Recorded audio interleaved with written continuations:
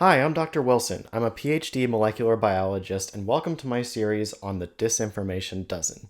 The Disinformation Dozen is a group of 12 influencers identified by the Center for Countering Digital Hate who are responsible for 65% of all anti vaccine misinformation on the internet. And in this series, I'm going to show you why they deserve the title of Disinformation Dozen. This is the fifth installment where I'll be debunking Erin Elizabeth.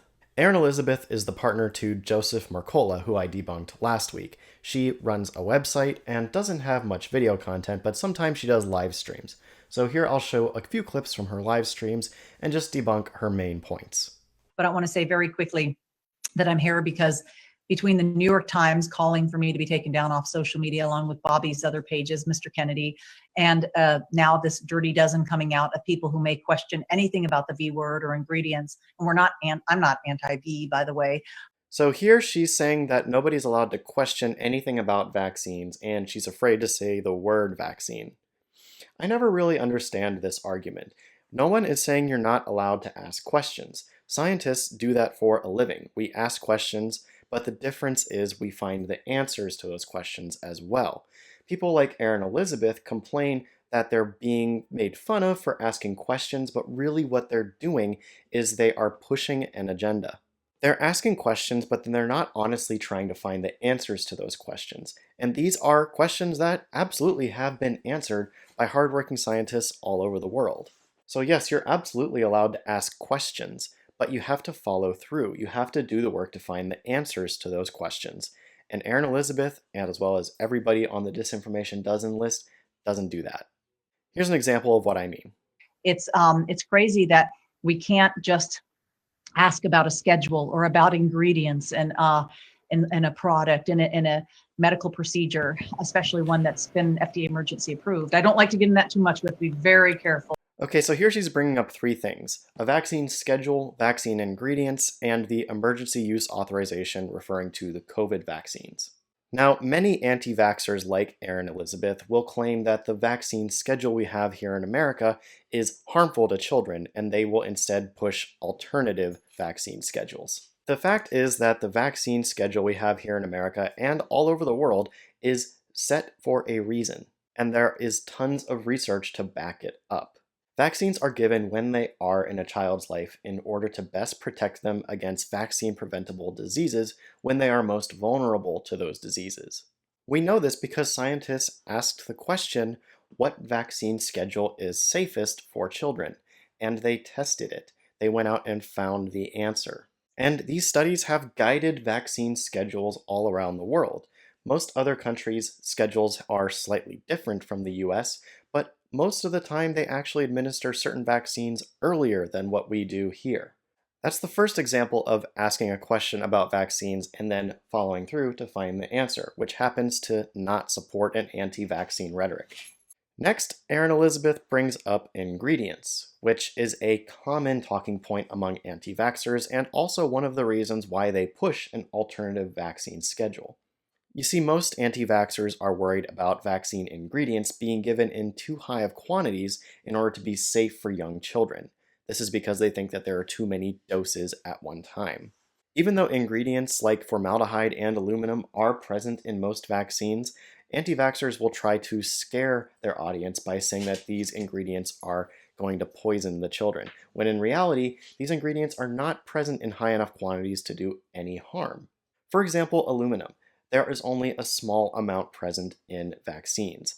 A baby will be exposed to and consume much more aluminum in their first month of life than they will ever receive from vaccines. Aluminum can be found in the environment and in food and even in breast milk. Aluminum is actually there to help your body have an immune response to the vaccine.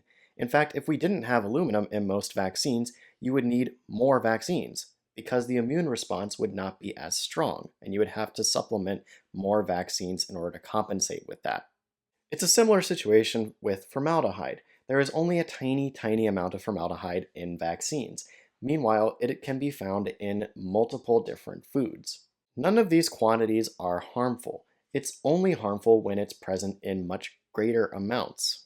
Formaldehyde in vaccines is there to prevent the growth of bacteria or viruses in the vaccines while they are being stored. It's a preservative. So if we didn't have formaldehyde in vaccines, then we would have a much harder time stopping that. This would be extremely dangerous, and we don't want that to happen. So it's there for a reason. The last thing she mentions is, of course, this emergency use authorization that has been granted by the FDA to COVID vaccines in order to be used now and not later. I've actually seen this as a pretty common concern. People are wondering whether or not the vaccine has been properly vetted in order to be used among the public when it hasn't been officially approved by the FDA. But an emergency use authorization is not all that different from a full approval. The two processes are almost exactly the same. The only real difference is when production of the product actually starts. For full approval, production usually doesn't start until after approval has been reached. But for emergency use authorization, production starts during clinical trials so that the product can be ready to use in the emergency when emergency use authorization is granted. What is not different between the two processes are any safety, efficacy, or quality standards imposed on either process. Both are subjected to the same rigorous standards of safety, efficacy, and quality of the product. So, yes, the vaccines that have been approved for emergency use authorization are just as safe as any vaccine that would have come out of phase 3 clinical trials and been approved by the FDA. No steps were skipped, no corners were cut. So, there you go. Those are the actual answers to all of those questions that scientists also asked, but the difference between scientists and Erin Elizabeth is that they went and found the answers using experimental methods. And yet, Erin Elizabeth would deny all of this and stick to her anti-vaccine rhetoric. But she still says this. There's a lot of things they could call me a crazy anti-V or something, which actually I'm V-choice. She's vaccine choice. I don't believe that, Erin. I've been to your website. It's extremely anti-vaccine, with tons of misinformation that I just debunked. And that's why Erin Elizabeth deserves the title of Disinformation Dozen.